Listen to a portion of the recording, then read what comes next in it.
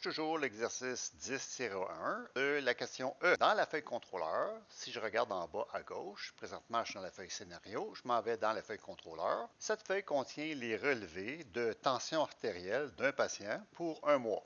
On me demande d'appliquer une règle sur la plage D9 à D36.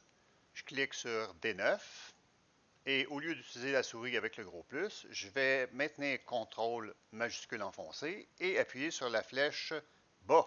La colonne se sélectionne automatiquement jusqu'à la fin des données. On me demande de rentrer une règle de validation qui signale un nombre inférieur à la pression cible, c'est-à-dire la cellule en D5, soit 135. N'afficher aucun message de saisie ni d'alerte erreur. Je m'en vais dans le menu Données. Je m'en vais dans le groupe Outils de données. Je clique ici, puis j'ai Validation des données ici.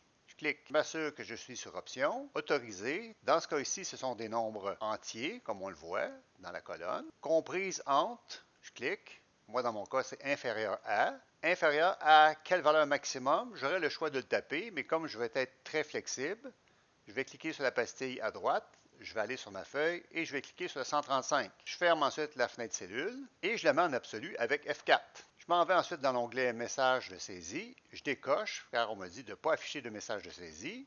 Et je m'en vais dans Alerte d'erreur. Je décoche également quand des données sont non valides. Je ne veux pas avoir d'alerte. Je fais OK. Je vous laisse ensuite faire la question F qui, cette fois-là, touche un nombre supérieur à la pression. Lisez l'énoncé. Et maintenant, je suis rendu au point G. Activer la mise en évidence des données non valides. Combien de cellules violent la première règle de validation? Toujours dans le menu Données, je m'en vais dans le groupe Outils données, je clique sur la pastille Entourer les données non valides.